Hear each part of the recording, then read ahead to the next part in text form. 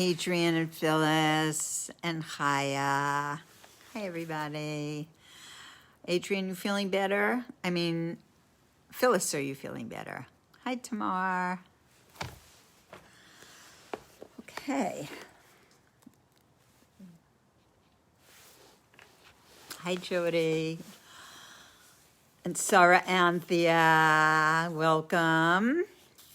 Welcome, welcome. Oh, Jerusalem, Sarah Lydia, good morning from, what is it, 6 a.m. in Jerusalem? I'm hoping for another sunrise photo today. That'll be great. Myrna, hi, Myrna. Thank you for remembering. Hope I'll see you tomorrow, perhaps.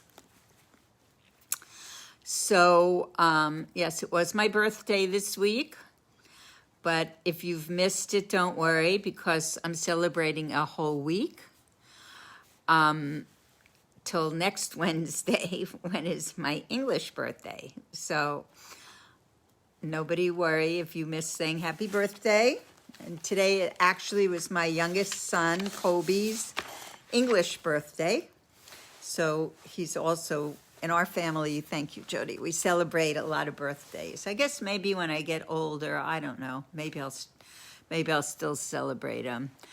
Chaya,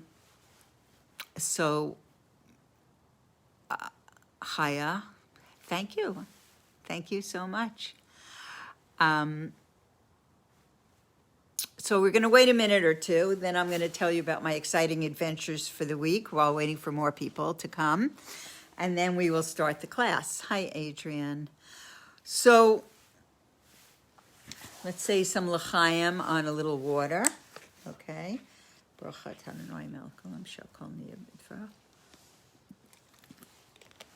Sarah Lydia, who is in Israel, how's it going there being locked down once more? For anybody who doesn't know, Israel is on a super lockdown, where I don't think people can go more than a few meters, whatever meters are. I'm just saying meters because that's what they use in Israel. Hi, Miranda.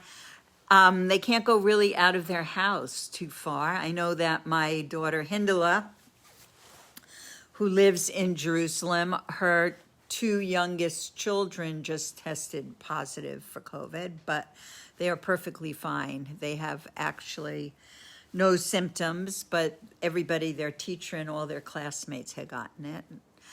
And frustrated, yeah, it's frustrating to be in all the time. And in a week is my husband's yahrzeit, and we were all planning to be in Israel for it, and now none of us are going to be in Israel. Even if we wanted to go to Israel, we couldn't get to Israel.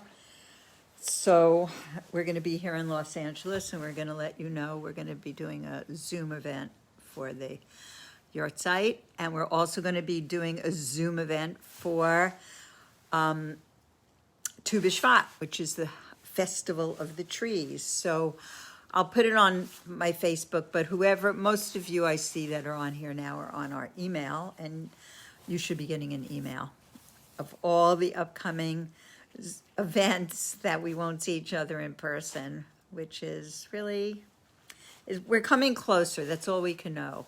You know, it's like, I remember when I was first dating before I found my soulmate, and every time I would date, somebody would say, you know, well, dating the wrong person is bringing you closer to meeting the right person. So every day that goes by, we're getting closer to when hopefully there will be a solution to all this, and we will be able to freely travel and to freely explore many places in the world. So, okay, so let's start. So I want to dedicate, yes, I'll make my Tu B'Shvat announcement at the end of the class, but I'll make one right now, is that we are going to do an event for Tu B'Shvat. And I'm going to put the information up here on the Facebook page also after this class. And we have, for Tu B'Shvat, one of the things for Tu B'Shvat, since tonight is Rosh Chodesh, so good Chodesh, everybody. really a Rosh Chodesh, a blessing.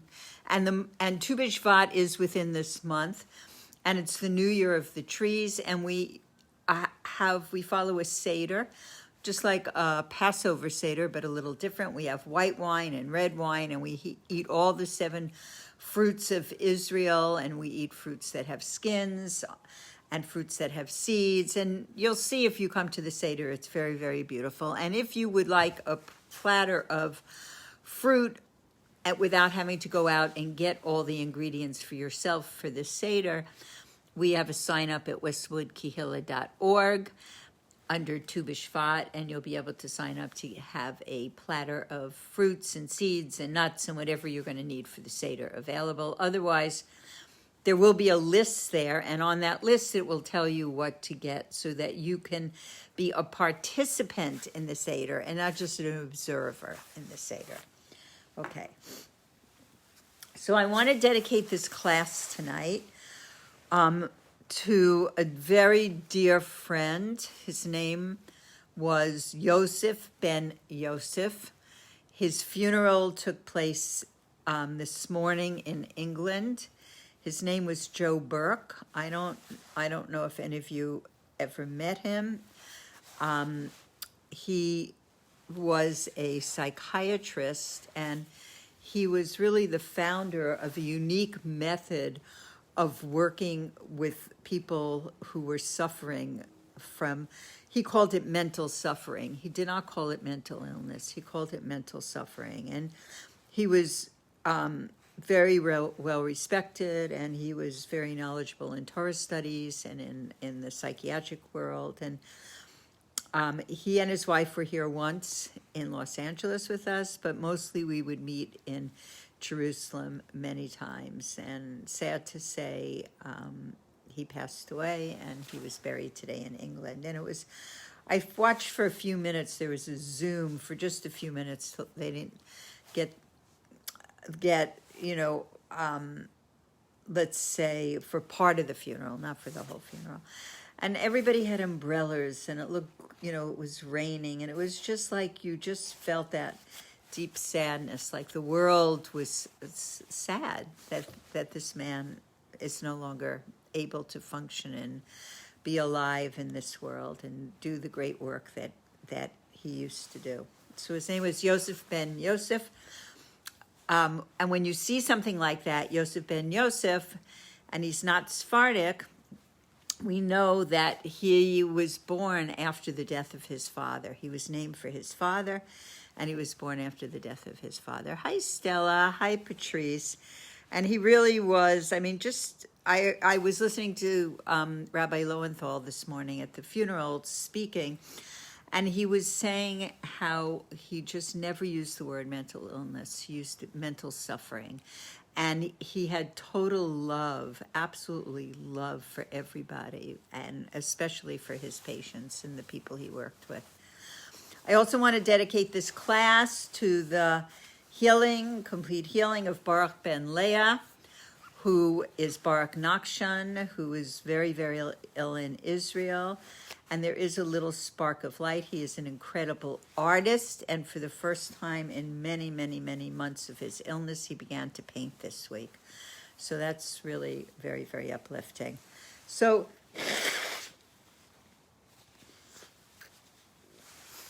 I want to say that I was invited to Ojai. I just got back from Ojai today. And I was there for 2 days, and I was invited by one of my very special daughter-in-laws who took me with a few of her friends that are artists. And they were going to a beautiful place, lots of space, that I could sit outside all day. I could be separate from them. I could, really enjoy the trees and the park-like atmosphere and the beautiful weather, and yet have a break. And it was really quite lovely and quite special. But as I was driving there, I don't know how I forgot this, but as I was driving there, I remembered that about over 25 years ago, for almost 3 years, maybe even more, I used to go to Ojai once a month, and I would teach a class. I totally forgot about that. So I would teach this class in Ojai. And the way I got to this class was the following. Good morning, Naomi and Yerushalayim. The way I got to this class is my husband and I used to go to all kinds of festivals, and I know my kids think they discovered festivals, but I think I knew about them before. And we used to go to all these different festivals, and especially if they were connected with students, and there was a festival every year in Westwood, California, when we were working at the Westwood campus, that was called the Bluegrass Festival. And one year we were at this Bluegrass Festival, and we were sitting next to, some performers, and, people were it was like a 3-day festival, and people performed, and everybody was friendly and warm and open. And we started to talk, and it ends up that there was a couple. Her name was Susie. His name was Michael, and they wanted to get married, and they wanted Shlomo to do the wedding for them. And so Shlomo was able to do a kosher wedding for them, and they lived in Ojai. And Susie, who had just kind of stumbled across Judaism. I mean, they both knew they were Jewish, and they both were raised not really with anything, but wanting an Orthodox rabbi was really a big leap for them, and they wanted to grow. She wanted to grow, and she asked me if I would teach there, and she would gather women, and there were about 30 women for many years, once a month, that I used to teach there. And then they had a son, and his name was Kobe, and we brought him oil, and the son had a kosher bris. And it's a very long story, and it doesn't actually have a happy ending in a certain sense, because Susie did pass away young, and her son was basically adopted by a Chabad family that she was very close to when she was living in Santa Barbara. Hello from Jerusalem. And they raised him, and he became an observant boy that is following a Jewish path, and he's in his 20s.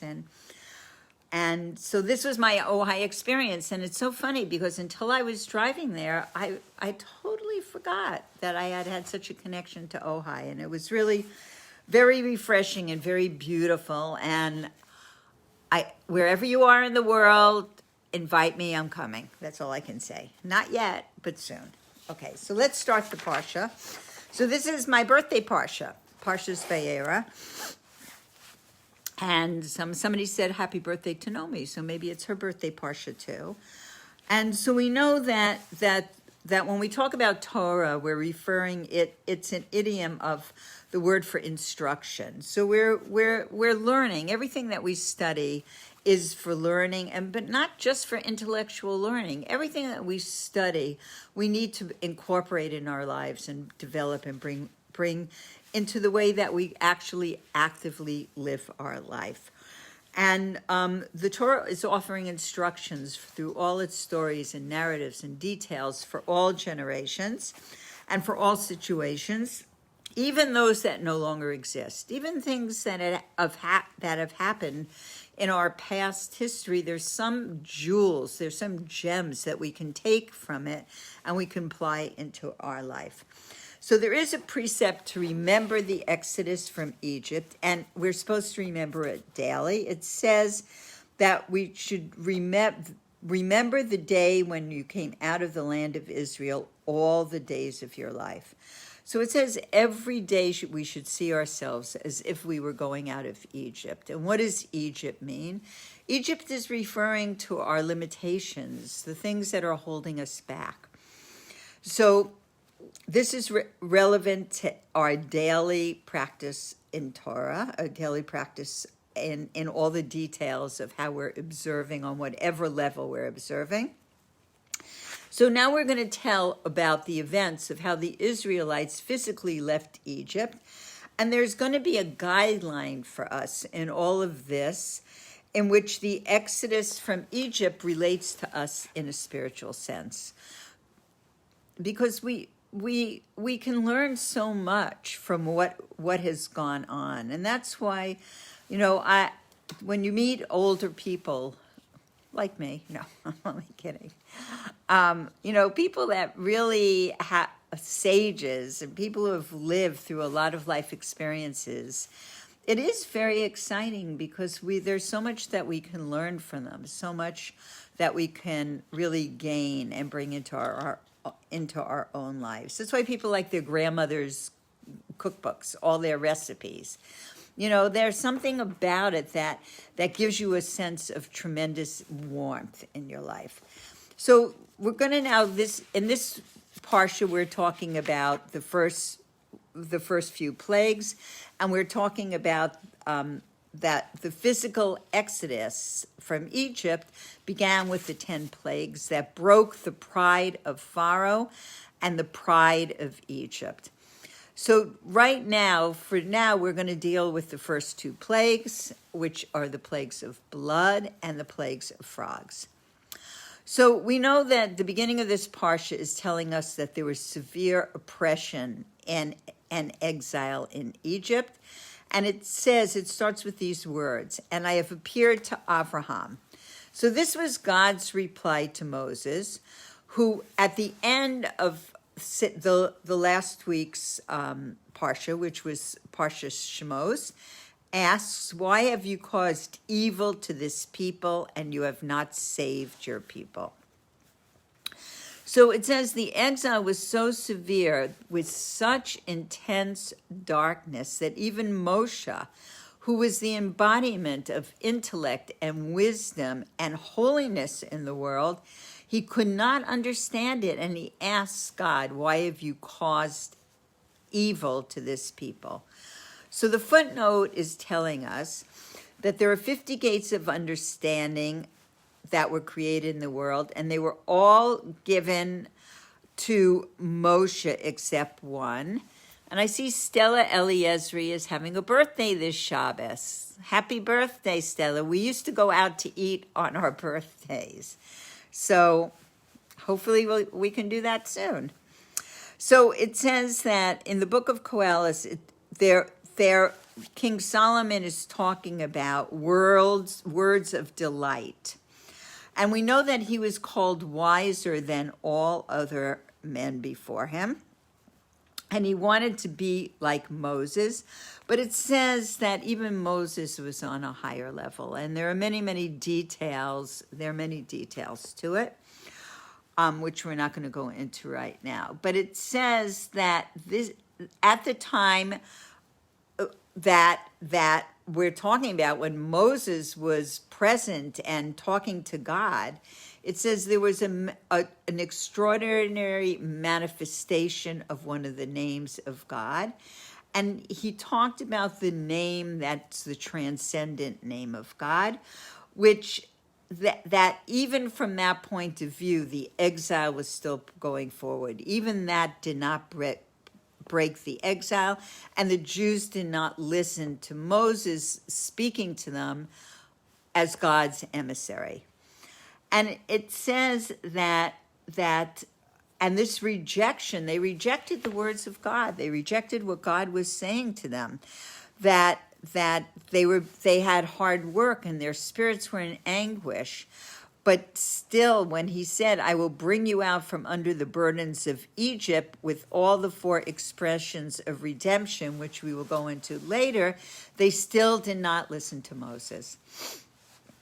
So it says that the Shekhinah, meaning the essence, the presence of God, speaks from the mouth of Moses.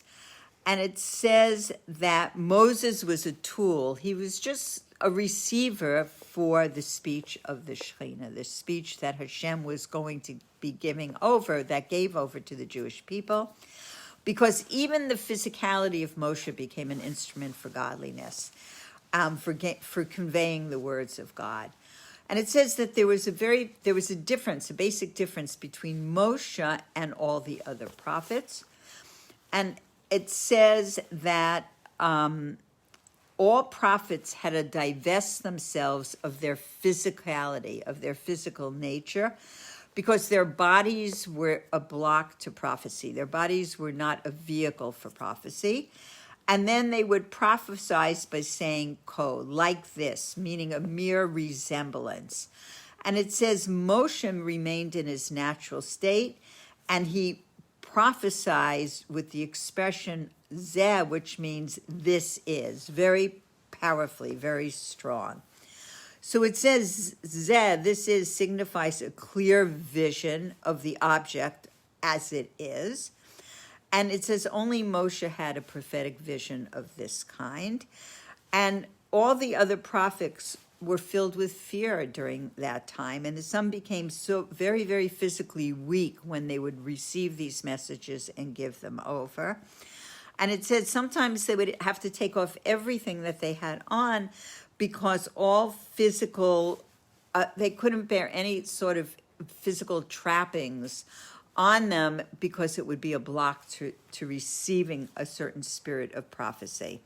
It says Moses was the only one who had reached a level of perfection by his self-negation, meaning moving himself out of the way and just purely become a vessel for godliness.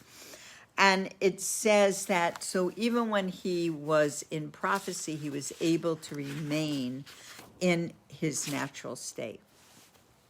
Because again, his physical body had become a channel for conveying exactly the words that God was saying. Also, there's a reference, and we're going to go into this in a little later on in the evening.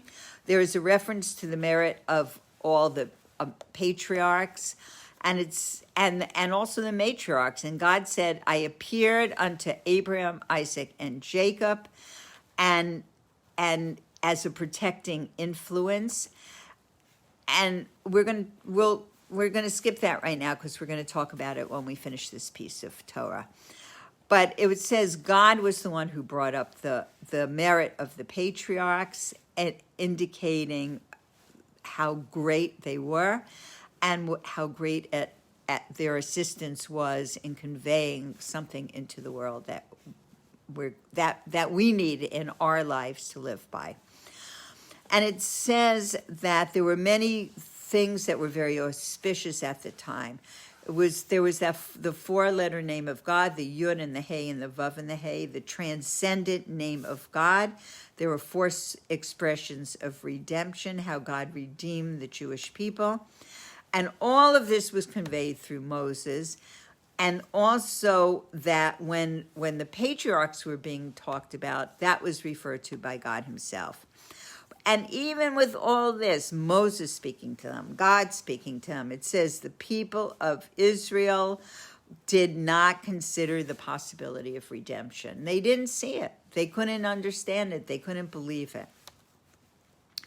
And it says that they failed to see this possibility, not only from visually failing to see it, which is the strongest form of verification of anything, but also in the form of hearing, rational understanding and apprehension.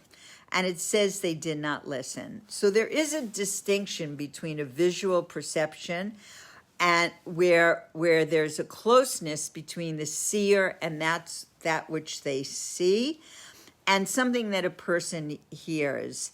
So it cannot be compared. It says that if you have an eyewitness to something, they're much more valuable as a witness to be believed than somebody who overheard something. And it says, and the children of Israel, they witnessed things, and yet they refused to see them. So they witnessed that godliness in the world. They witnessed it. They had a life with the matriarchs and the patriarchs and the history, and yet when Moses was talking to them and God was speaking, asking them to believe in the redemption and try to break this exile, they did not listen. And it says that the plagues were a means by which the gullus, the exile, was broken, even though it was so severe. And it says that there is a lesson in this for everybody's daily avoda. They're everybody's own personal daily spiritual work. The spiritual exodus from Egypt. And this is how we see it. We have to disregard the severity of the personal Mitzrayim, the personal Egypt. So, meaning for each of us deals with different struggles, with different limitations. And there may be an Egypt even within a realm of holiness that we're engaged in, meaning that we might feel limited. We might think rationally according to a mind and reason and be limited by that. And why do we see that? Because it says Mitzrayim is an idiom of Meitzarim, the word Meitzarim, which is boundaries, limitations, restrictions, narrowness. And any spiritual work, if it be proper and correct, meaning if it has holiness attached to it, is restricted by reason or intellect, is in a state of Mitzrayim, is in a state of narrowness. Reason itself is a restriction, and it cannot be involved in the spiritual work of trying to reach the essence of the soul. So that when we bring the limitation of reason and intellect into it, and we don't expand the possibility through really meditation, I'm pushing meditation as I always do, that we can get stuck in our intellect and we can never go past that. So we want to expand those boundaries. We want to expand the narrowness and the limitations. And it says that it could be in Egypt, it could be a narrowness in a realm that's opposed to holiness. And it says that this was what the plagues were for. The Jews existed in a realm that was opposed to holiness. And the plagues were to break the power of Egypt and to achieve a redemption for the soul. So I was learning a class with Rabbi Raskin,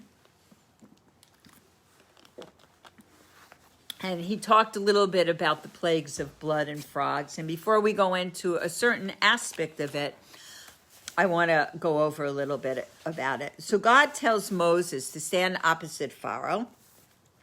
Pharaoh is by the banks of the Nile River. And why is he by the banks of the Nile River? Because he told everybody that he was a god, and gods don't actually have to use the bathroom. So in the mornings when he would get up, in order to relieve himself, he would go into the Nile River so no one could see him. And that's where God told Moshe and Aaron, that's where you're going to find Pharaoh, by the Nile River. And it says God told him to stand opposite him on the riverbank and to take his staff that had turned into a snake, now it was a staff, he should take it in his hand, and he should hit the waters with it. Because Pharaoh made himself into a god. And so every morning, this is where he went, and God says to them, God says to Moshe, tell him to send out my people. And he tells him that God told him to send out his people. And if he doesn't listen, tell him that you are going to take this staff and you're going to hit the waters, and the waters will change, and they will be changed into blood, and the fish will die. And because of the Nile, because the fish will die, the Nile will begin to stink. So it says that, and then what happens? Pharaoh refuses to listen, and smotes the water. It turns into blood, and the fish die, and people can only live so long without water. And what happens? They get very tired of trying to drink the water, because anything that the Nile irrigated, if they had faucets, it would have been faucets. Their wells, the canals, all of that turned into blood. And it says, what was the reason for this particular plague? That everything God does is measure for measure. And every plague lasted 7 days. So how did they come to even stay alive, the Egyptians, and to get any sort of water. So it says that they dug around the Nile River, not in the river, but they dug around for water to drink, and there they did find water to drink. So it says, what was the purpose of the plague? If you don't want them to drink the water and you're turning all the water into blood, then what's the purpose of letting them dig along the side of the river and find pockets of water that they could drink? So it says that the purpose was to strike the god, and the god of the Egyptians was the Nile. And there was never rain there, and the fields were used the water would rise and it would irrigate the fields, and God punished their god and turned the water to blood. But he allowed the people to survive, and they could survive by finding other ways to dig in the ground and to receive water. So number one, the water turned to blood. Number two, there was death of the fish. So Pharaoh says, the water belongs to me and I made it, that he was the god of the Nile. And it says, when he walked into the Nile River, the waters rose, but they rose from the blessing of Yaakov. That Yaakov had given a blessing, and there was this, but then what happened is there was this terrible decree, and Pharaoh decreed that all the boy babies should be thrown into the Nile River, and therefore the Nile was punished for this also. And it says, why did the fish die? Why did all those fish die?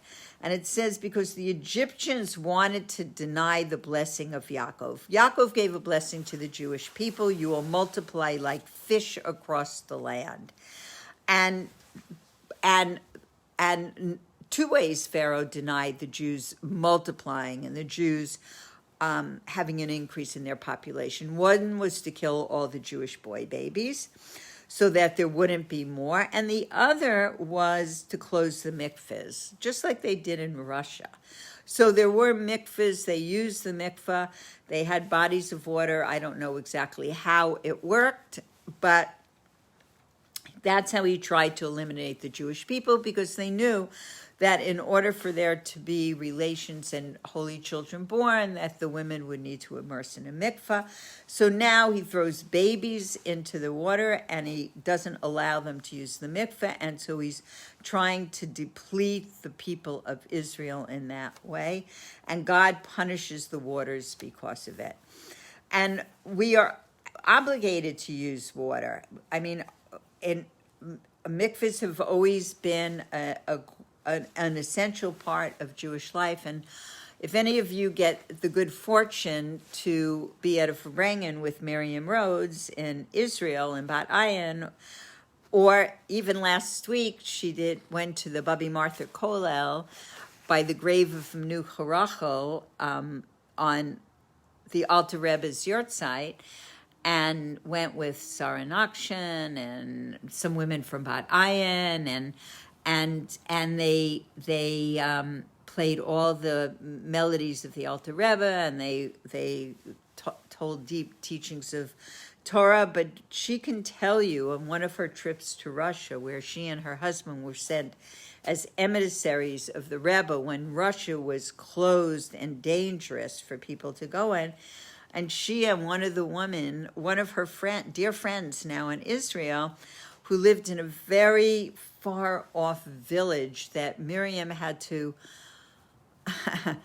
go in a car, and they passed an army base, and she had to pretend she couldn't speak, and she had a babushka on her head. It was the story is absolutely fascinating, but this woman needed to use the mikveh, and it was winter. And they went through the woods, and Miriam went with her, and there were people looking for them until she got in the water. I mean, these stories are of such courage of how Jews, for survival and for the growth of the new Jewish nation, especially the women, sacrificed so much to be able to go into mikvahs. I remember once when I was first learning about Judaism, and I was in diaspora yeshiva in Jerusalem, and Rebbetzin Goldstein, who was the Rosh Yeshiva's wife, and she's still there, and she was an extraordinary teacher. She and she was very serious about everything. And so much of what she was teaching was like new and like really out there, for somebody who never learned any of that as part of Judaism. And I remember she talked about mikvah, which I had never heard of before, the whole concept of mikvah, and how there were actually women that went down into wells in a bucket. They actually were lowered into wells, and that bucket could break. I mean, it wasn't on a big chain. I mean, they risked their lives in order to be able to procreate for the Jewish nation. So it says each plague lasted for a month. 1 week was the actual plague, and for 3 weeks after, Moses is warning Pharaoh about the next plague that will come. And the objective of the plagues was to weaken Pharaoh and to break his stubbornness. And that the warning that Moshe gave for the 3 weeks before the plague happened was actually part of the plague. That was considered part of the plague. So it was almost like a month of each plague. And it says that the part of the punishment, and part of the punishment through the plagues was to diminish the stubbornness of Pharaoh. So we have the water was blood. And what do we know about blood? Blood is red. And in the Sefirot system, red is the color of Gevurah, of restriction, of restraints, boundaries.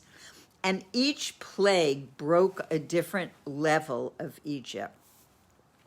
So it says Egypt means its borders and its constraints, and they were like the ultimate level of klipa, the ultimate level of wickedness, evilness. And I just have to comment, I see Yossi Lichi is one of my boys who lived here for a year and said he would never forget me, and here he is. Very nice. Okay, I'm very lucky because I have a lot of boys, and they had some wonderful friends who came and lived with us for long periods of time, and it brought me a lot of joy. And Yossi Lichi is part of the Purdue Avenue Band that existed when my son Kobe, whose birthday is today, his English birthday today, he turns 28, wrote Cadillac Lane. So welcome, Yossi, to the class. So each plague chipped away on a different level of Egypt in both the physical level and the spiritual level.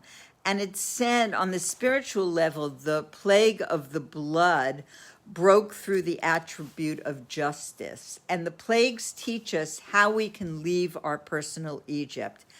And that's really ultimately what we have to take from all of these lessons that we're going to learn in this week's Parsha, and then finish up the plagues in next week's Parsha, is how do we go out of our own personal Egypts? How do we not lock ourselves up in our own personal Egypts? So one of the things we know, and we're going to go into another text written by the Rebbe, it says blood is about heat, passion, red, fire. So what do we want to ultimately do? We want to use it for ourselves positively. We want to bring passion into our Yiddishkeit.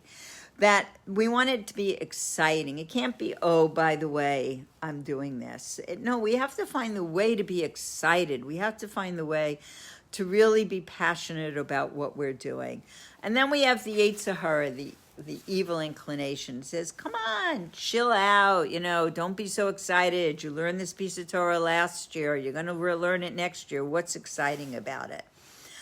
So in everything we do, in our studying, in our learning, in our lighting of Shabbos candles, in our looking at kosher symbols, I was away and we were talking about different kosher things. And I remember that my mother, who was very sincere when she made her kitchen kosher, and when we go visit her, we go through the closet and I go, what is this? And she go, oh, it's an OR, like everything has an OR. No, it's U or K. So, it's never too late. My mother's house became kosher in the later years of her life, and she really loved observing it. So we have to be passionate of what we do, and each plague is an antidote for us to overcome indifference and to overcome our own limitations and to start doing mitzvahs with excitement and passion. So I want to go into a teaching by the Rebbe, but I just want to go over the frogs also, and then we'll combine it. We'll combine it together. So this next plague was the frogs, and God tells Moses, again, go to Pharaoh. He'll be by the river because he's pretending he's God, and he's going to relieve himself in the river. That's where you're going to find him every morning. And he says, tell him you want to let my people go to serve me. And if he refuses, the land will swarm with frogs. And they will go into the houses and into the beds and into the ovens. And it says, Aaron lifted his hands and he put it over the Nile River. And frogs came up over the land of Egypt. And then after it says, Aaron stretched his hand and a frog came out. Now that's singular. So first we have plural, and then we have singular. So Rashi says that one frog came out and that frog was hit. And from that frog, many, many frogs came out. And it says each of the 10 plagues will happen in the future. And we will see great miracles when Mashiach will come. It will be revealed what these were and why they were, and really how we can use them for our benefit. So what happens when an army comes into conquer a city? What is the first thing they do? Is they pollute the water supply. So we have the blood that went into the water supply. What's the second thing that they do? They blow trumpets. They cause confusion. And when there's confusion, they can attack the enemy. So frogs caused a confusion in the world. The people would wake up and they say, there must be a better way. I mean, there were frogs everywhere. It says there were frogs in their beds and frogs in their houses and frogs in their food and frogs in their bellies and frogs in their ovens. Everywhere there were frogs. And it caused great, great, great confusion. And Pharaoh ran to Moses and he said, get these frogs out of here. And Moses says, I will pray for you and get them out of the beds and the kitchens and the ovens, but I will not take them out of the Nile River. They will remain in the river with the other plagues. Each plague, when it was over, it was over. But with the plague of frogs, it wasn't over. They remained in the river. Why? Two things. One is they came from the Nile. But that's one opinion. But Rashi says, no, it's not true. There were no frogs in the Nile to begin with. So it says the river shall swarm with frogs. Just like God created the fish of the sea, so he'll create the Nile to swarm with frogs. And why does it say that frogs would remain in the Nile? So the Midrash says that the frogs were representative of an army that will come into a place and they will cause confusion. They'll come in and they'll have their horns blowing and then they'll have their animals running and the people, and there's all kinds of things going on. And the people are confused. So not only are they confused, but they also have fear. So what's the difference between confusion and fear? Confusion is in the now. The trumpets are blowing, the people are running, the frogs are jumping, and everything is confused. But what's the fear? The fear is in the future. So it says that the frogs remained in the river to create fear in the future. And it says that every day that when Pharaoh would go to the Nile to relieve himself, he would see these frogs and he would know that they represented that the future wasn't clear of a plague. So it created fear. It wasn't happening now, but it could happen at any time. And it says that during the weeks of warning, remember we said the plague lasted for 1 week and then there were 3 weeks of warning going into the next plague, but certainly it carried with them from the previous plague. And it says that these plagues were not just for Egypt. These plagues were really to have some kind of understanding that they could affect the whole entire world at a different point in many different ways. And it says the frogs remind us to put out the fires of temptation and the heat of secular hedonism, because if one is not involved with growth and holiness, then one doesn't stay static. One doesn't stay parv, so to speak. Then they become more involved in the materialistic world and the secular world, which is great if it serves God, but if it's only serving itself, that's not the purpose. So we're going to go into a little bit more of what these plagues meant. So that the waters of the Nile were changed into blood. So water is a substance that we called cold and moist. And coldness generally symbolizes the opposite of holiness, and holiness stands for vitality. So there is actually a story that's told by the Baal Shem Tov. And when he was teaching his doctrine of divine providence, that everything in the world that happens is divine providence, that what comes before you, what you see before you, is divine providence. It's not random. So he taught this. This is really was a very new concept in the world from Kabbalah and Chassidut. And so he teaches this to his students, and his disciples, leave the place of study where they're studying, and they're walking through the village, and they see a procession of their non-Jewish village mates walking with a priest at the head of like a parade, carrying a cross made out of ice.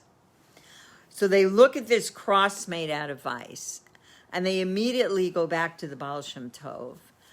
And they ask him, like, what could a cross made out of ice have to do with us? Why did we see this? Why is this divine providence for us? And the Baal Shem Tov says that when water freezes, it becomes ice. And ice has no movement in it. And he said that if a person in their service of God does not have warmth, and that what they're doing is there's a coldness in their service, there's a coldness in what they're doing, even though they might be practicing different commandments and studying different pieces of Torah, but there's a coldness in it. He said, then it's like a cross of ice. It's like a person has this ice cross, meaning a real cross, inside them, and it's a message that that's not what we want. We want everything we do to have warmth and vitality. So we know that coldness is the opposite of holiness, and holiness is about vitality. Life, vitality, and brings with it warmth. And coldness is the opposite of warmth, the opposite of the vitality of holiness. So in practical terms, the first thing that we need to do is to break the coldness, because all matters that oppose holiness have their roots in a state of coldness towards holiness. And the first plague related to water, it's coldness. And it's interesting. I mean, everything it says we have to live with the Parsha of the week. And we have to live with the Torah of the times. And we can see in so many places in New York, there was the fight against the closing of places of worship, not just Jewish, but non-Jewish also, that there was such a coldness to the necessity of that being a real part of people's lives, as important as going to a store and buying food. And there was a court case, and in the court case, they won the right to gather together and worship. And there's a lot of ins and outs to it, but it stems from an opposition to holiness, an opposition, a coldness to those things of the spirit. And we never want to lose that warmth that comes from making a connection to vitality and to holiness, and to make sure that it's in our lives and in our children's lives and in our neighbors' lives, and to really be living on that level of warmth, of warming up the spiritual side of a person.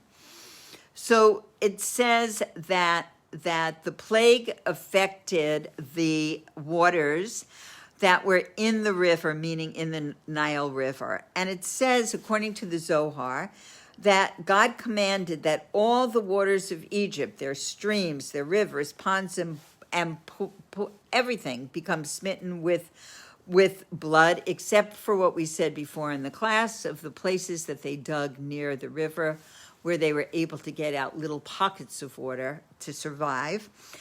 And it says that and we're talking mainly about the Nile River, because from the Nile River, all the other streams and ponds and everything were filled.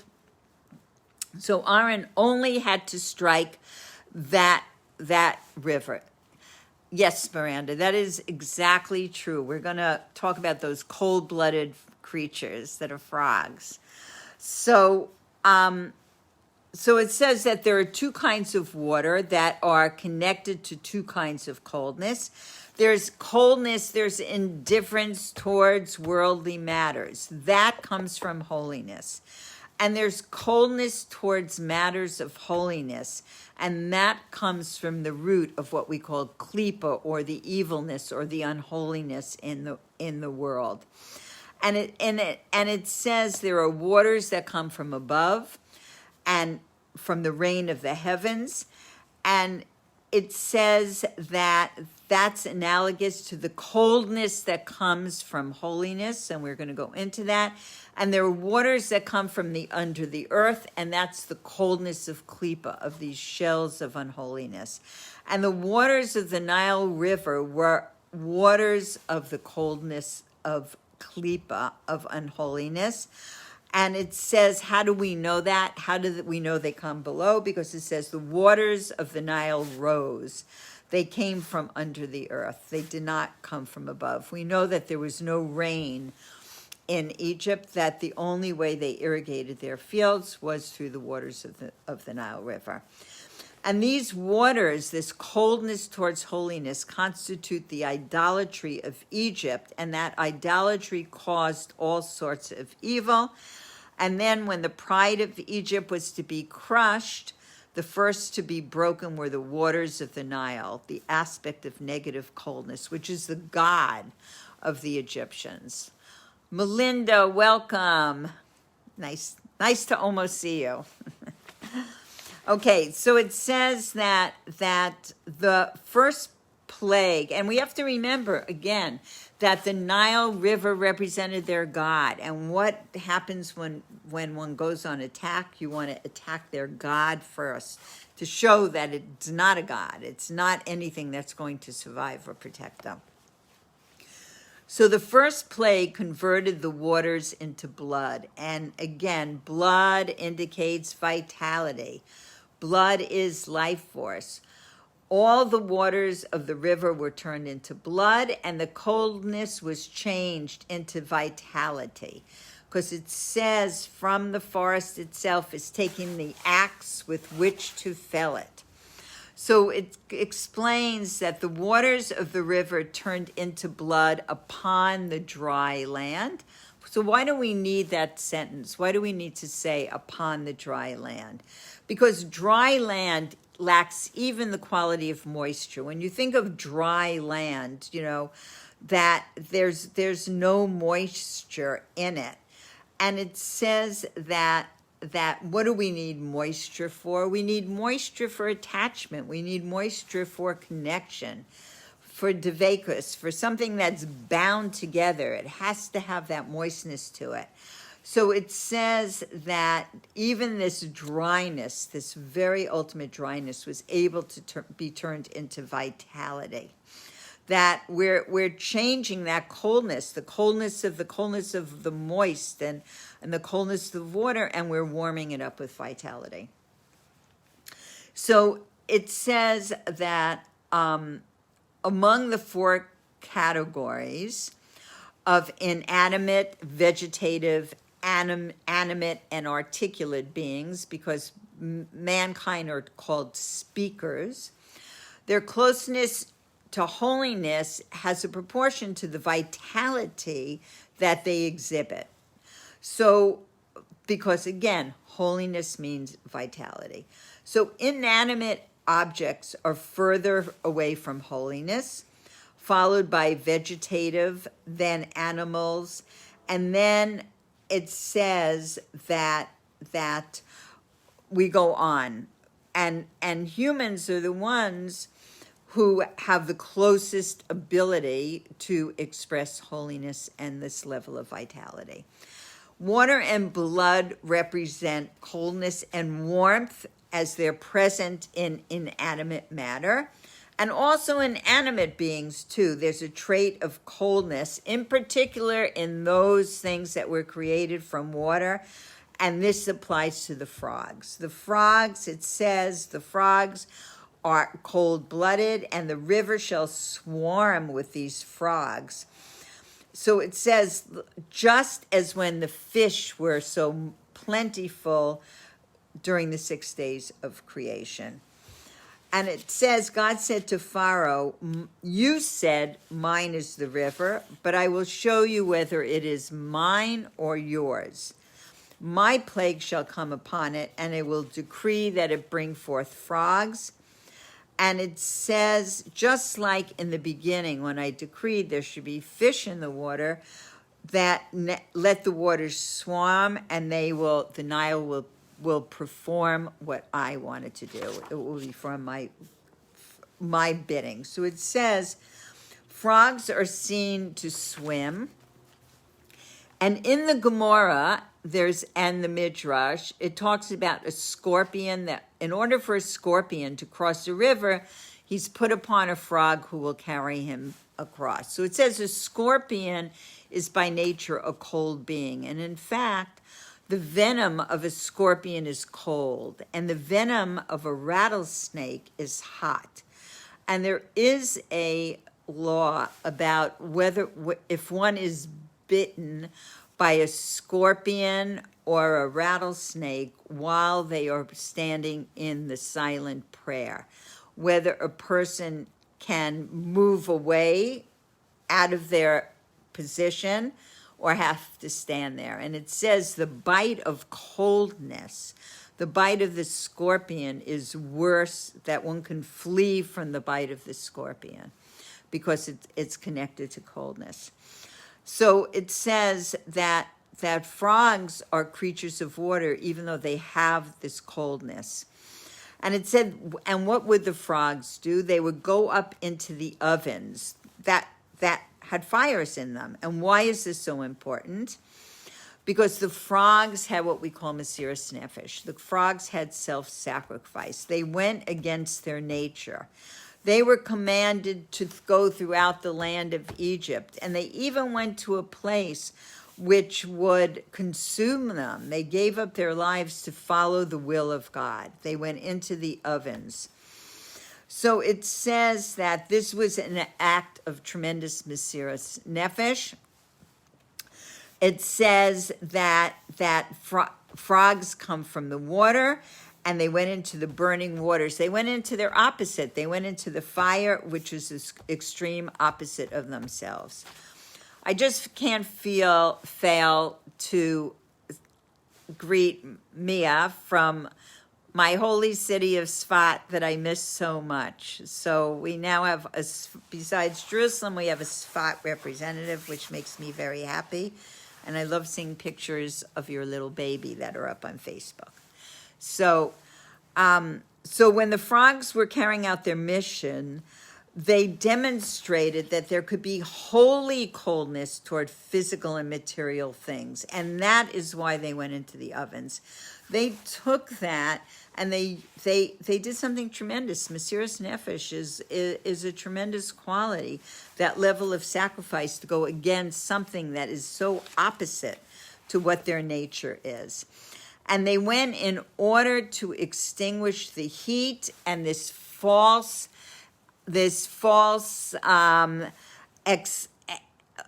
exaltation of klipa, of unholiness. And for warmth can be found in a realm opposed to holiness. That's what they showed. They showed that there was a realm opposed to holiness, which was the coldness of the frogs. And yet they were able to go into the warmth of the fires and extinguish themselves to do the will of God and to warm up things that are opposed to holiness. So, yes, it's so exciting to see people from all over, even from California, because since I don't really get to see anybody, it's as exciting to see Melinda from Glendale as it is to see Mia from Sfas. And I think the last wedding I was in Sfas, maybe, I don't even know when. I don't even know when I was last there.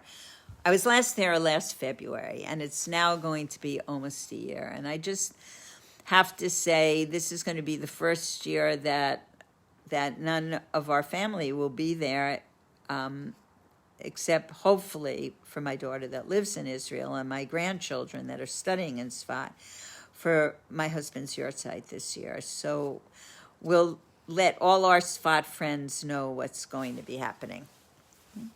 And this is a challenging time for all of us. You know, I'm not getting to see people's babies grow, and but I am getting to meet a lot of new friends from teaching. And so we're all going to continue with good spirits, you know. And one of the things, I don't have my Trach Good, Design Good button on, but one of the things we learned from the Lubavitch Rebbe said, Trach good, Design good. Think good, and it will be good. So we have to keep our thoughts in that direction, and we have to live with the Torah reading of the week. We have to really just live with the times that we're in.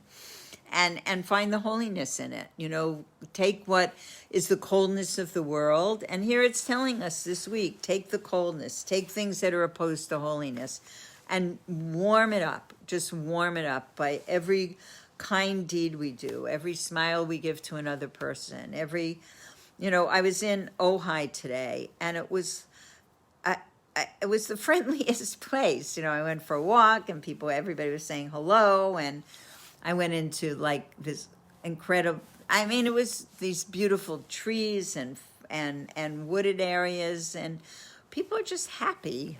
The people were just happy, or the people I ran into were happy. And it's really, it just makes you feel happier when you see that. So imagine if you're always showing a happy face to other people, even if you don't feel it, that you will make them happy.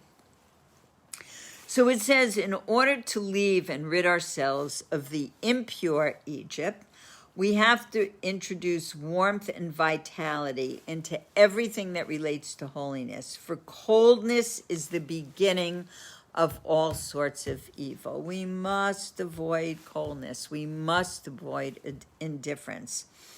And it says this applies as well to leaving the Egypt of holiness. What is an Egypt of holiness? It's your spiritual avoda, your work that's based on reason and intellect, on reason and understanding. So we want to leave Egypt of impurity. It says, why is it so important that we're talking about the lack of enthusiasm for holiness? Okay, let's say you're studying Torah. We are studying Torah, and we are doing mitzvahs. Okay, so maybe we're not so enthusiastic.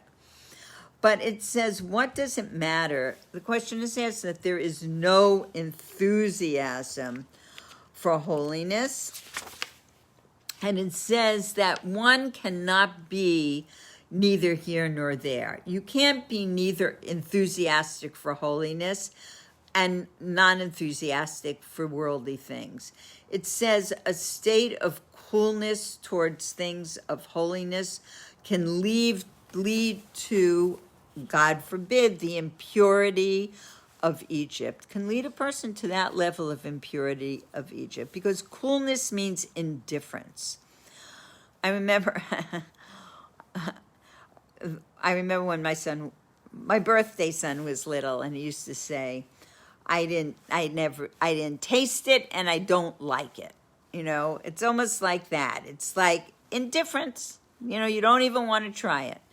Indifference to holiness implies non-involvement or separation. And the Baal Shem Tov, quote, would say, when a person separates from God, it's like they are worshiping idols. There's no in-between.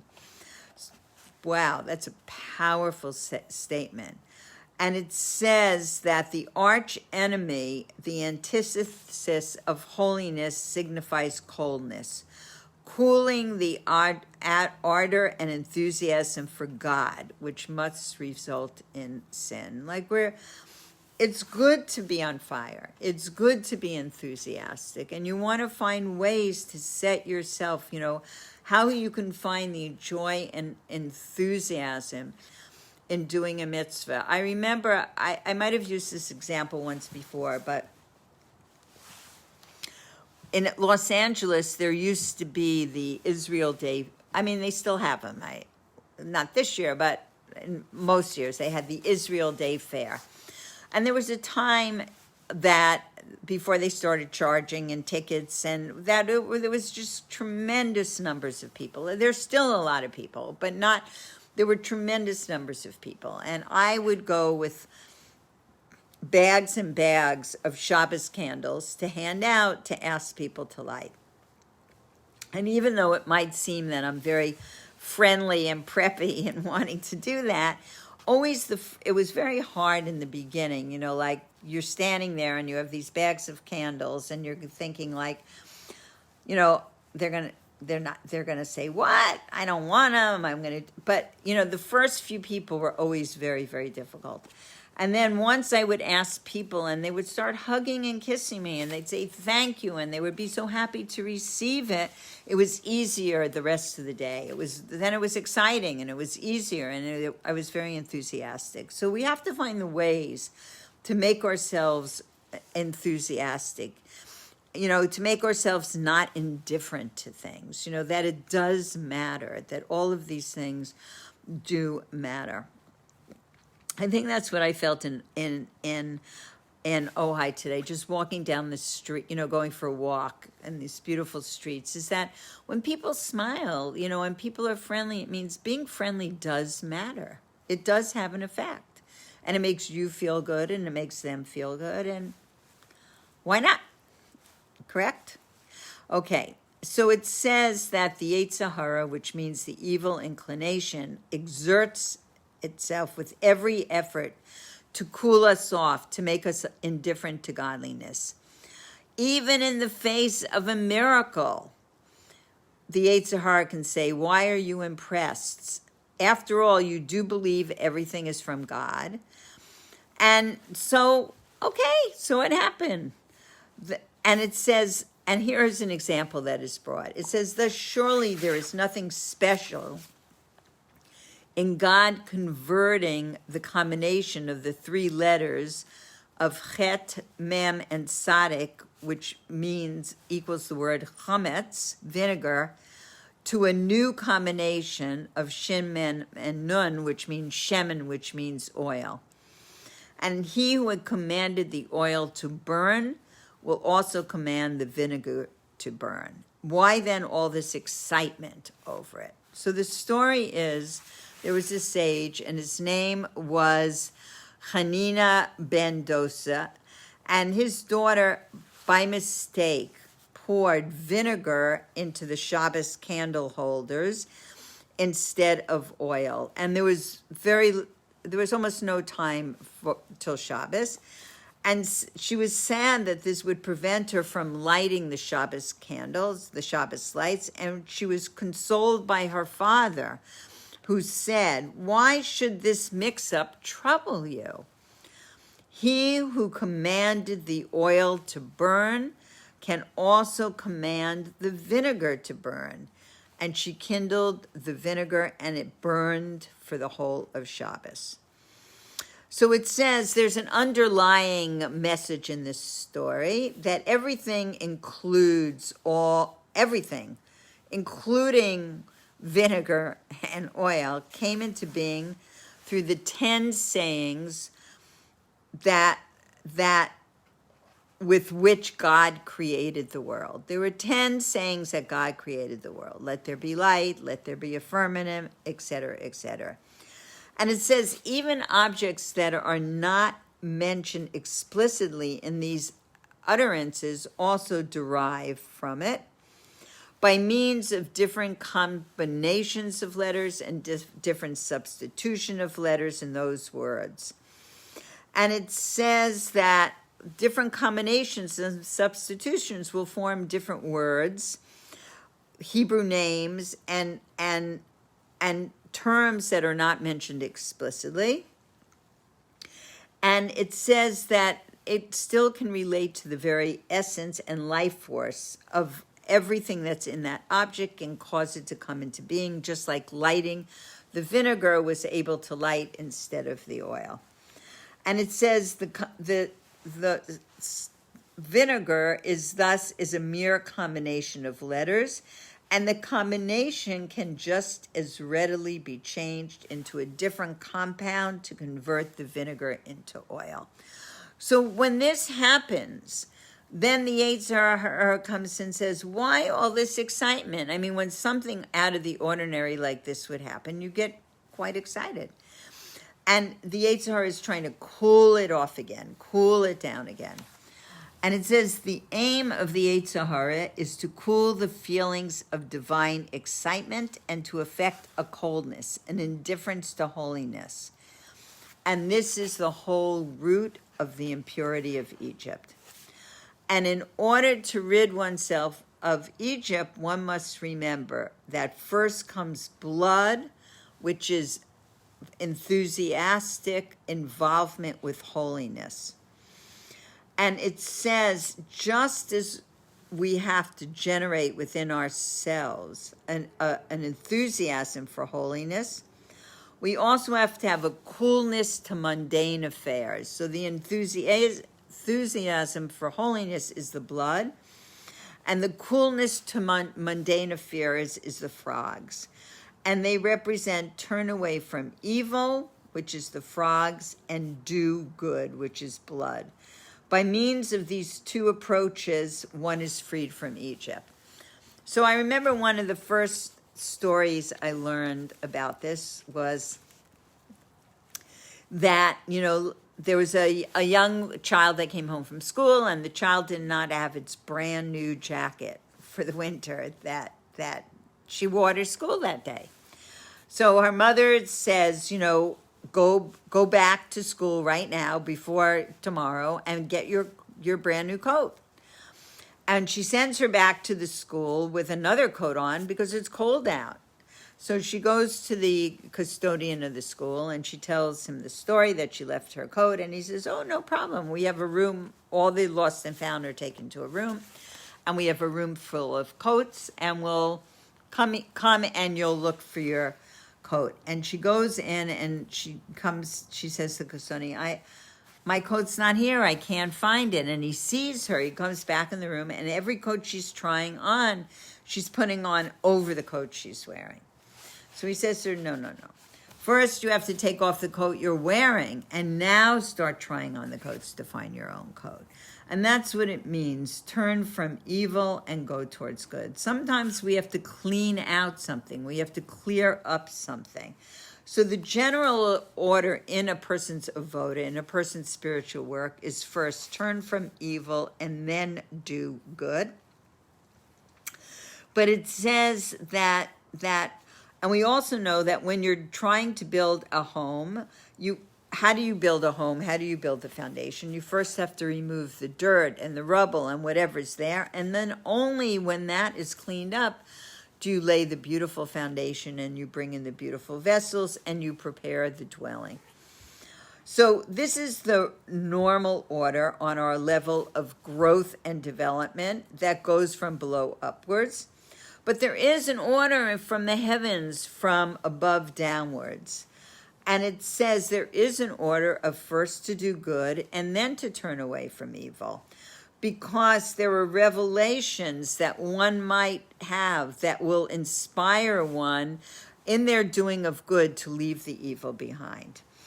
And the plagues came from above. So first there was blood, which was do good, and only after that, warmth and vitality were the frogs then dealt with, which represented turn away from evil. And the sequence of first blood and then frogs was a supernal order from above downwards. However, as all narratives of the Torah offer instruction, every word that we're studying is instruction for our own personal service. Here we know we have to start with doing good. And one of the Lubavitcher Rebbes, the Rebbe Marash, used to say, people say if one cannot go from below, then one must go from above. I say from the start, one should go from above. Like, just leap at it. Just conquer it. Just do, don't wait and see. Just go from that leaping over a boundary level in order to have success and complete a certain avoda, a certain spiritual work that you're meant to do in your life. And it says the order should be immediately to aim even higher towards revealing such a great light that will cause darkness to be dispelled. And we know that even if you have a small light, if you have a tiny, tiny match, and you light a match in a dark room, a tiny bit of light has an ability to dispel a huge amount of darkness. So we want to aim higher. We want to always aim higher. We want to always push ourselves. So we don't want to be stagnant, especially during this time. I mean, it is the time of Mashiach coming. It is the time when we are going to see that revelation, and we don't want to lose out on any mitzvahs. Hurry, hurry, hurry. Get your mitzvahs taken care of, mitzvah quotient. So it says that there is a distinction between the revealed exoteric part of the Torah and the panemius, which means the inner esoteric part of the Torah. It says that the revealed part of the Torah follows an order from below upwards, meaning from the simple to the complex, kind of a growth process. In the panemius, in the innerness of the Torah, there is a reverse order, and it begins with light, begins with dispelling light. And in our times, in the times that the Baal Shem Tov came into the world, to reveal this level of Panemius Torah, that he taught it to everyone without demanding conditions and preparations that used to be prerequisites for the study of Panemius Torah. So there used to be a time where this deep inner esoteric, kind of hidden, concealed Kabbalah and Hasidic understanding, the mystical of Torah, was not available. That people had to have a lot of background, a lot of study, whatever it was, that a lot of acrobatics that they had to go through to be a person worthy of the level to study it. But in today's day, from the time the Baal Shem Tov came, he said, the souls of this generation, this is what they need to revive the souls, this panemius of Torah. And today we learn it with everyone, and we disseminate it. And there's a well-known parable of the Alter Rebbe about the teaching of this, called the jewel in the crown, to explain what we're doing and why in disseminating this level of the revealed part, the mystical, the esoteric part of the Torah. So it says that there was a king, and the king had an only child, and the king also had a lot of finery, and he had a beautiful crown, and the crowning delight of the crown was this magnificent jewel. Only one existed in the whole world. And the king's child became very, very ill. The king's child got lockjaw, where it is that the mouth closes and the king sent for healers and doctors and whoever could come, and each one tried and failed and tried and failed and tried and failed. And then the child's mouth locked even more, and it was almost impossible. And finally, a person came, and he said, "I have the remedy." And he said, "What is the remedy?" And the person said that crown, that jewel, your prized jewel in your crown, that is the remedy. And what you need to do is to take that jewel and crush it up, destroy it, crush it up, and make it into a paste, and add water to it. And people said the child can't even open his mouth. His mouth is locked. And he said, it doesn't matter. Grind it into a paste and drip it over the mouth and the teeth. And even if a tiny bit will get inside, it will have the ability to revive his life and his soul. And it says, and that was done. And that's what we're comparing. The study of the panemius of Torah, the deep inner teachings of the Torah, are the crown jewel in the crown of the king. And it says that even though there were many, many people that were opposed to the teachings of the Baal Shem Tov and the Alter Rebbe, where they were disseminating this revival of the spirit, this revival of the ability to take the panemius of Torah, the deep inner teachings of Torah, and even a tiny bit into the mouth, into the soul of a person who never even learned Aleph Beis, who didn't know, maybe not when you invited them for Shabbos, they said, "What's Shabbos?" Even that person their soul could be revived by the panemius of Torah. And I remember, not only was it my birthday this week, but it was my really dear, beloved friend, Sarah Berman, who is no longer alive. And her birthday was the day before my birthday. And I remember when Sarah we met in Jerusalem, and it's a story for another time, but we met in Jerusalem. And then she went on. We studied in the yeshiva together in Jerusalem. It was not a Hasidic place. It was a wonderful yeshiva, but it did not teach panemius of Torah, and it was very, very difficult for me being there, living in India and having that spirituality like just pulsating in front of your eyes all the time. And when she came to Lubavitch and she came to Minnesota and she started to learn panemius of Torah, she actually flew to me with a ticket begging me to come and learn this teaching with her, because she understood that this panemius of Torah is the reviving of the souls of what our generation need. There are so many of us that had that longing to understand that depth of what was concealed, not revealed Torah, the concealed Torah, the esoteric part of the Torah. And this is the Torah. This is the story of the crown, the jewel in the crown. Is that this is the way we can become freed from Egypt, that we understand and we disseminate this panemius of Torah, this deep inner enthusiasm and ardor for holiness, which is the blood, which is the warmth, which is the life force. We must find the enthusiasm in it, and that is what will keep evil to the side. And it says that we have to reveal the redemption in one's heart. There has to be pride in that. And this will bring about the personal redemption in each individual.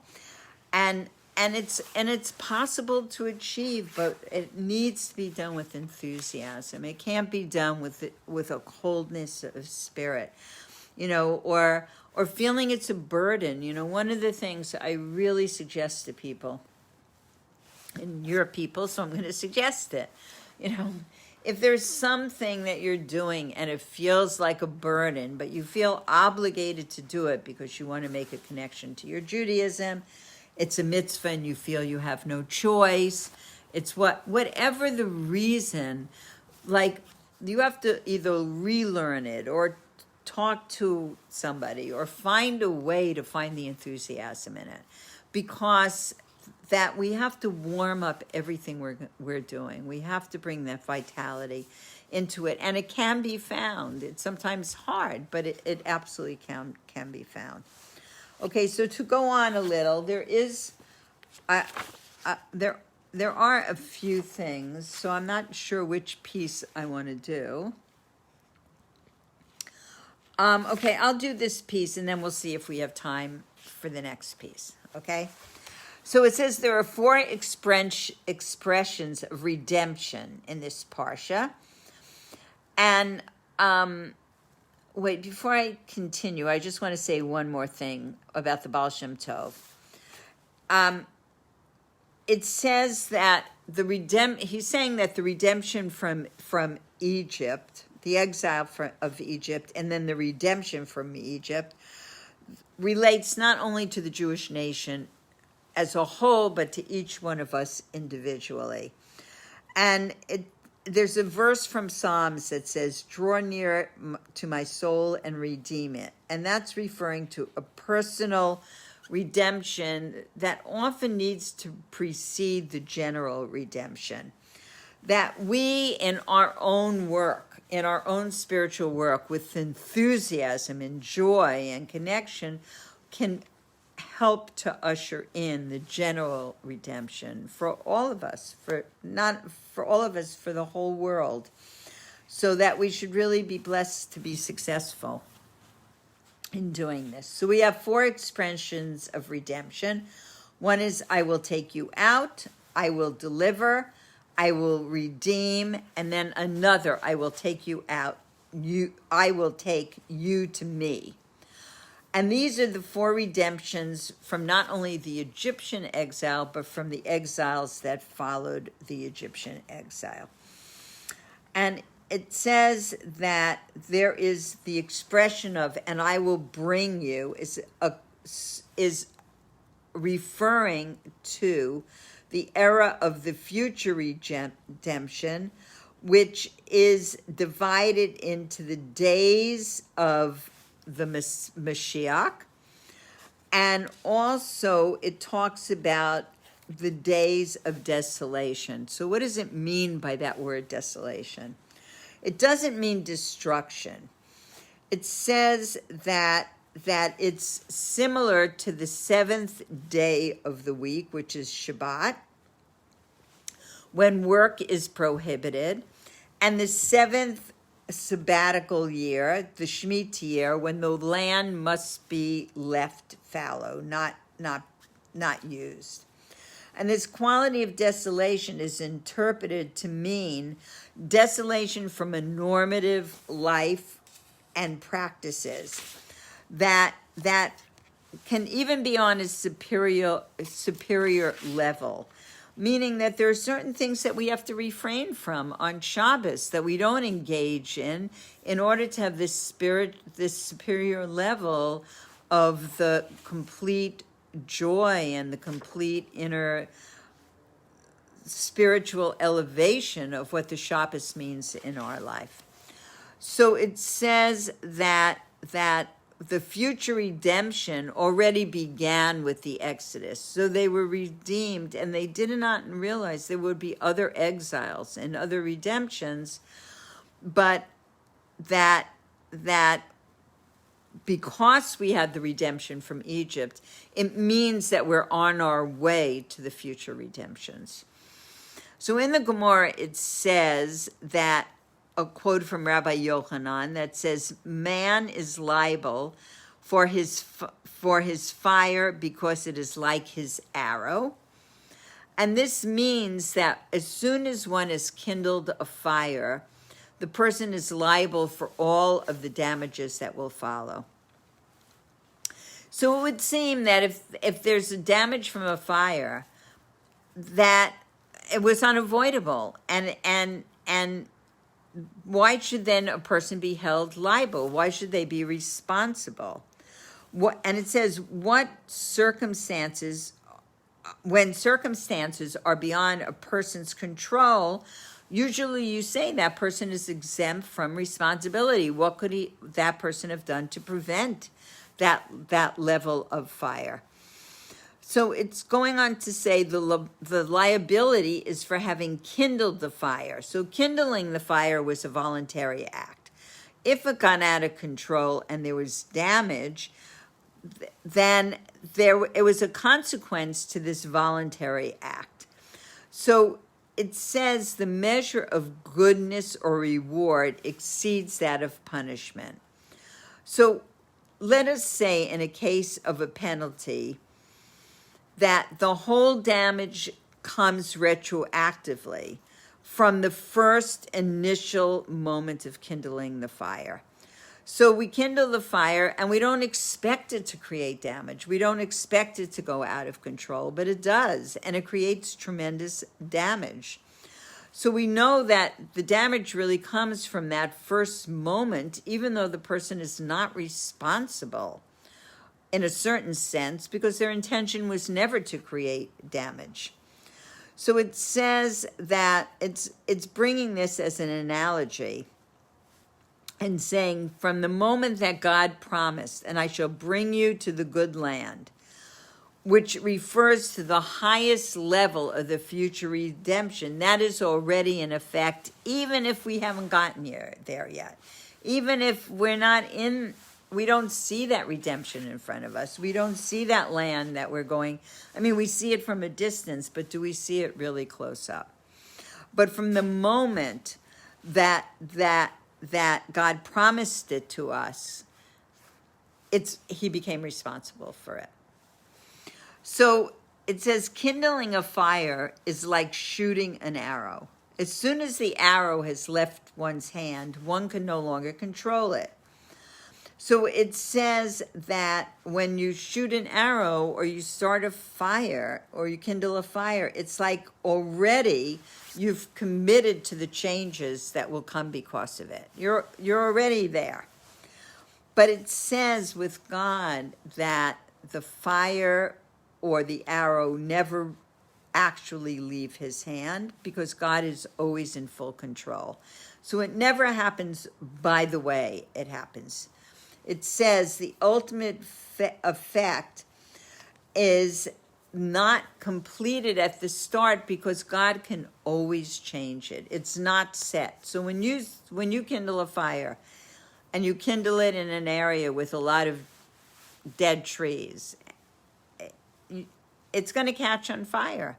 There will be damages from it. But it says, but God is always in control. And that whatever he starts, he can stop or he can change. So it's going on to say, what can God do? And this is the point of this piece. God can revoke and annul evil decrees, but he never repents of good decrees. And the divine promise of, and I shall bring you out of your exile, is a favorable promise, and it will not be revoked. It was promised. And it says God never repents of good deeds. It's a binding promise, just like the arrow that leaves the hand of a person or the fire that the person kindles. It's set in motion. So once God decrees for the good, it is set in motion. And we realize that the redemption is in its highest degree, it's going on. It's now. It just needs to become revealed.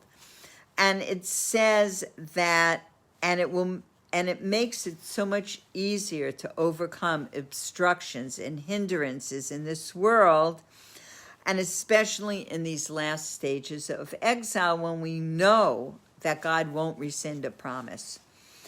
And that all obstructions and hindrances to Torah and mitzvahs are only concealments. And what is the concealment for? And this is very interesting. The concealment is to arouse a person's hidden abilities for divine service. So it says there is a need for special effort that goes beyond the normative to overcome obstructions which appear real. And it says, and because you see these obstructions, it will arouse in you latent soul powers that you didn't even know you had, that might remain hidden because you had no access to them until you were pushed against the wall, so to speak. So it says that when we realized we were dealing with illusion, because the concealments aren't, we just have to reveal what's underneath, what's being concealed. And if we can do it with enthusiasm and this vigor for holiness, then even the appearance of the concealments will be revealed. And we can see how everything was for the good. And ultimately it will be for the best. And that is one of really the extremely big challenges in the world, is to see that everything is for the good. It might be concealed good now because we don't see it, but that it will be revealed. We've been promised that it will be revealed. So the Gemara is, since we have Mia and Sfat on the line, the Gemara talks about a story about Nachum Ish Gamzu, who is buried in the holy city of Sfat. And it says he would react to unfavorable circumstances by declaring Gamzu Latova. This is also for the best.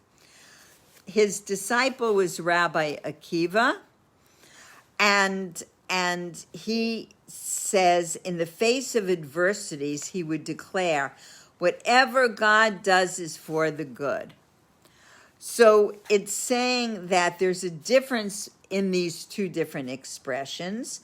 First of all, Nachum Ish Gamzu, his expression is in Hebrew, a language that is holy and clear and exact. And Rabbi Akiva's expression was in Aramaic, a language that is used for the purposes of translation and is kind of secondhand. So Nachum Ish Gamzu said that, I mean, it's very exciting that you can actually go to the grave of Nachum Ish Gamzu in Sfat. So whoever's in Sfat, Mia, you're so lucky. And okay, so it goes on to say that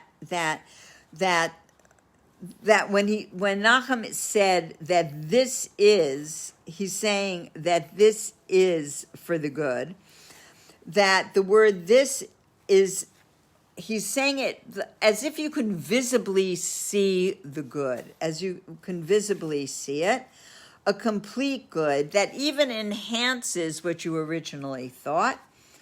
And it says Rabbi Akiva also saw a benefit in what was happening to him, and that good came about even as a result of losing something, that the loss of one thing was the price for the gain of something much greater. It was done for good. And it says that that we need to break through the appearances and illusions of what is here and now, to see and recognize that everything that we're experiencing is for the good, and that is challenging to see. So I'm going to say this story for anybody who doesn't know it, of Nachum Ish Gamzu and Rabbi Akiva, that they were both, Nachum Ish Gamzu was the teacher of Rabbi Akiva, and they had tremendous faith in God. And they were both certain that anything that happened to them was good. Now, I want to say this is very challenging. We can hear it with our outer ear. We can hear that, but how do we internalize it? How do we take it into ourselves? We can. We're promised, trach good, v'zayin good. Think good, it will be good. But how do we know that everything happened is for the good? And the other day I I got I got distracted because I was on the phone with somebody doing a little counseling when I was driving back from Laguna. I think I talked about this for a minute last week. And I ended up instead of going in 55 minutes like my Waze had said going home, I ended up like 2.5 hours in the car because I got caught in a construction mess. And when I finally got on the freeway, I really actually remained quite calm, even though I needed to be somewhere, of course, although today the needing to be somewhere is only my own time schedule, since there's not really too many places I need to actually physically be. But I remember driving and thinking, I have to see this is good. God forbid, maybe something, was supposed to happen if I had gone the other way. And if I had, I think, oh no, I made a wrong turn and I made a wrong decision. I wasn't paying attention. And I got stuck for 2.5 hours instead of getting home in 55 minutes. And I could think it was but I was really able to think, Baruch Hashem, maybe it would have ended up something not good happening. And that's why I got in a different situation that I perceived as more difficult, but in the end, maybe it wasn't. Okay, so it says, Nachum used to say, Gamzu Latova, which means this is also for the good. And he was called Gamzu. And it's really such a beautiful place to just sit and pray. We used to walk from Ascent there sometimes at night, and we would just sit there and say Psalms. And so it says, Rabbi Akiva used to say, all that God does, he does for good. Okay, so that's a little different. So there's a story that's told in the Talmud.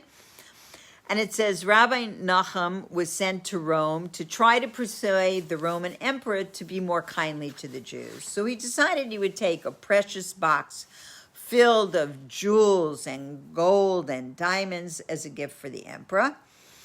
And he stopped at an inn for the night. And he did not know when he was sleeping at night that the innkeeper stole all his jewels and diamonds and replaced it with sand and soil. So he gets up in the morning and he takes his box and he goes to the emperor and he gives it to the emperor as a present from the Jews. And the emperor opens the box and he sees it has nothing but sand and soil. And he becomes very angry, thinking he's being mocked. And he throws him in prison and he condemns him to death. And what was Nachum Gamzu's response? Was Gamzu Latova. This is also for the good.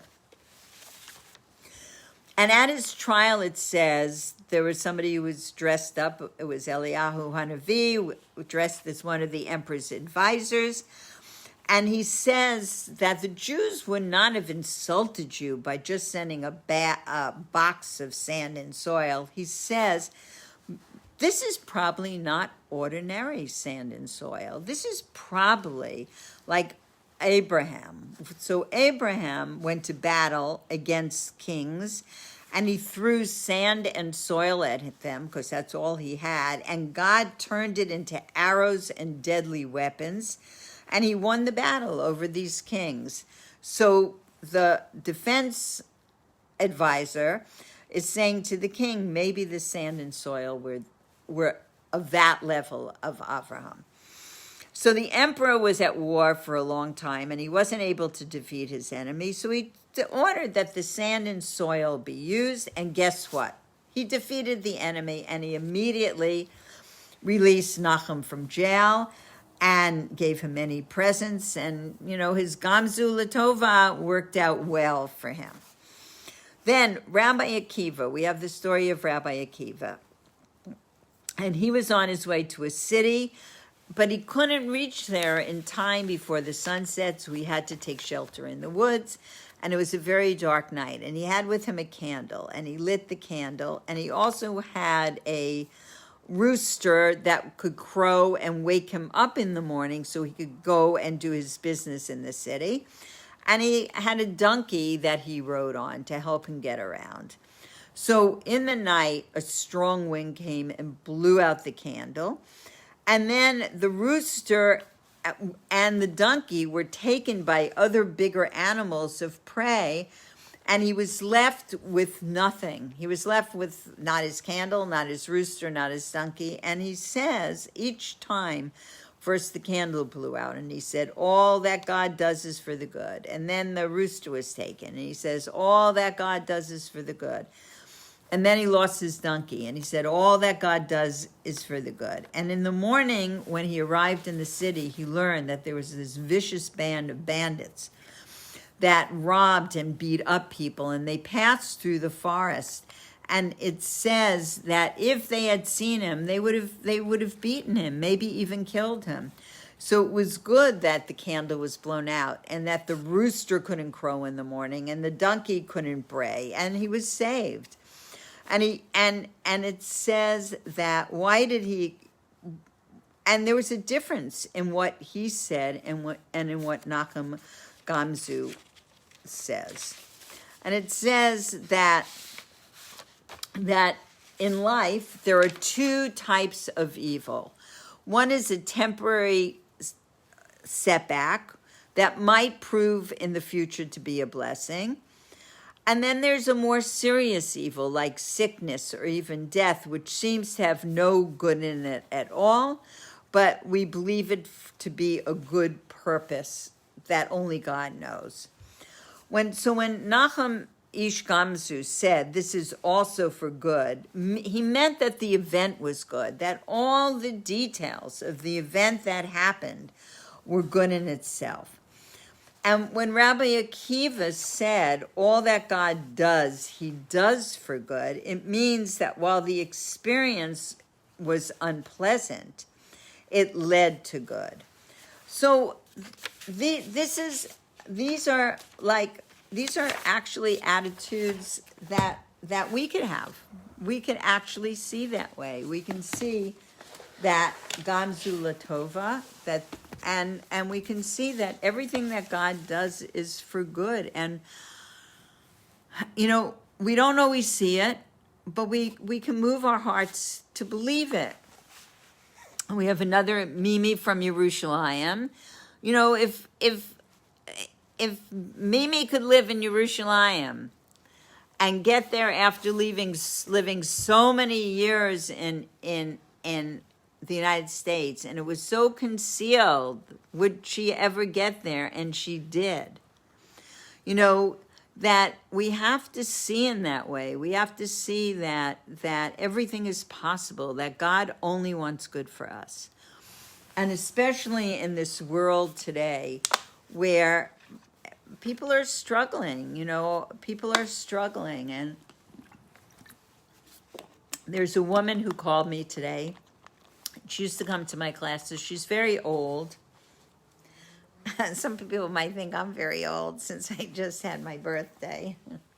Actually, my kids came over. I had a small, fire pit gathering for my birthday, and just very, very small. And all my kids came over, and my kids that live in Los Angeles, and surprised me because I didn't think they were coming, and they came singing, and they had they had a birthday cake and stuff, and they had candle, and the candle said 74, so I reversed them. I've just reversed them. They're sitting in my kitchen. On the cake, somehow they didn't, but why not? We could choose anything that we want. We can be anything we want. We really can. And we just have to have that faith. Oh, Jamie. Wow. I'm so excited when I see all these wonderful, wonderful, wonderful people. Really, this is really, it's just so nice. I'm visualizing all of you in your most beautiful outfits and your most beautiful look. And so I just want to I don't know if I think I'm going to save this for that. I think I'm not going to teach this.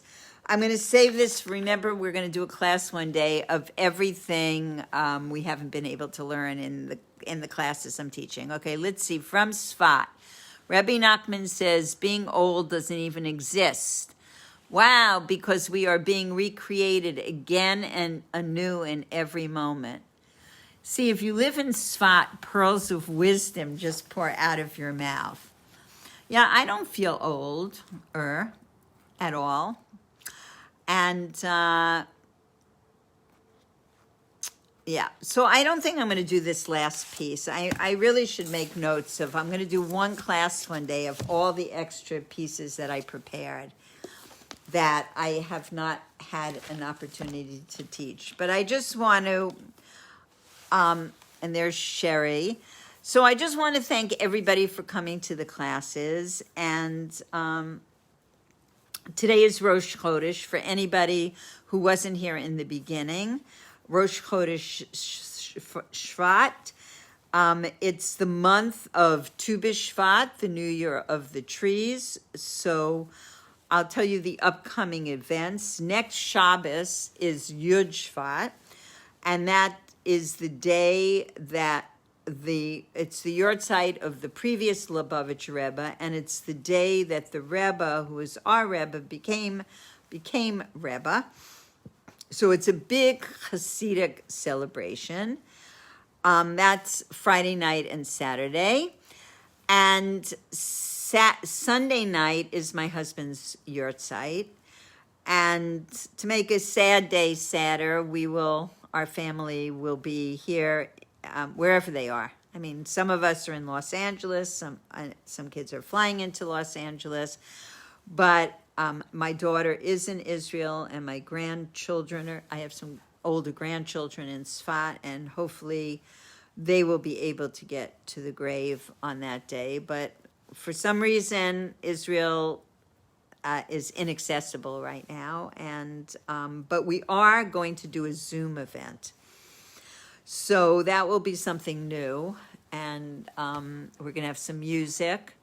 And we're going to have a few people sharing things. And it will be on our email, and I'll put it on Facebook. So that'll be actually Sunday night when it's the actual yurtzeit, Israel time, but in Los Angeles it will be Sunday morning that we will do the Zoom event. And then on Wednesday night, before my class, that'll be January 27th, from 7 o'clock till about 8:30, we're going to do a Zoom Tu B'Shvat Seder, the celebration of the New Year of the Trees. And I'm going to put all the information on email, and I'll put it on Facebook. So that on the 27th, the Tu B'Shvat will be from 7 to 8:30, and then I will teach my class at 8:30 on Facebook.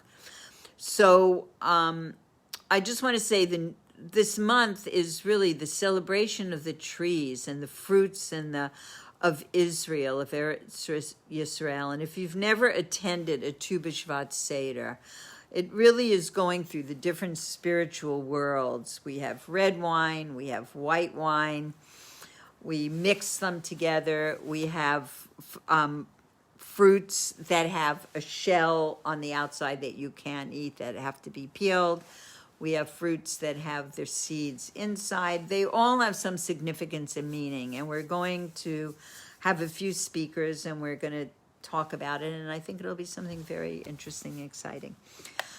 So I want to just wish everybody a complete healing who needs a complete healing. I also just want to again say that this class was dedicated to my dear friend Joe Burke, Yosef Ben Yosef, who was buried today, and really may his soul just storm the gates, and really bring healing to the whole world. And again, if you have the possibility of reaching out to a friend, a neighbor, your dry cleaner, your hairdresser, and for women, ask them to light Shabbos candles and to begin to light and bring more light into the world. And if it's in LA and somebody needs a mezuzah, be in touch because we have mezuzah putter-uppers and any other mitzvahs. You know, everybody who's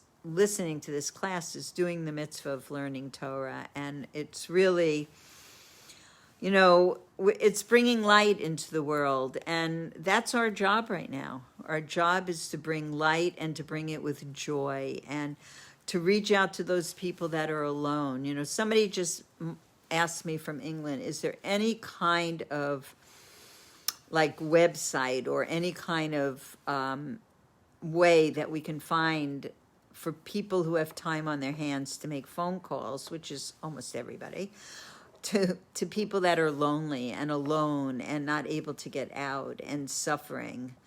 So I started to say there's a very old woman that calls me.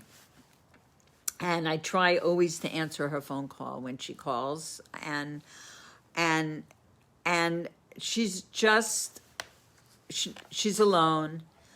And there's a lot of issues and problems going on, and there are things that nobody could even really help her with because she, you know, she's the one who has to call the bank. The bank won't answer anybody's questions, and she doesn't know if she's getting checks or she's not getting checks. She's just totally confused. And if anybody has any ideas, I'm looking for somebody who has an experience to help her as an advocate some way.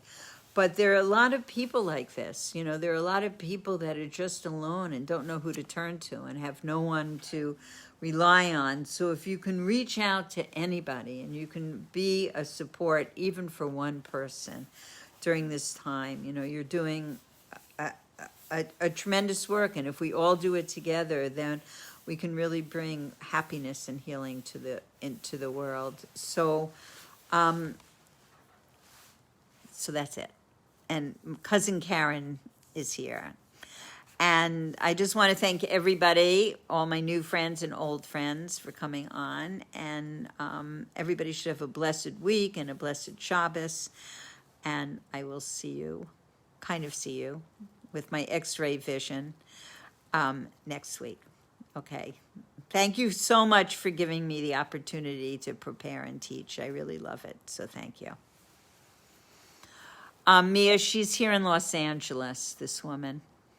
Yeah. But thank you, and happy birthday to everybody. Okay. Bye-bye.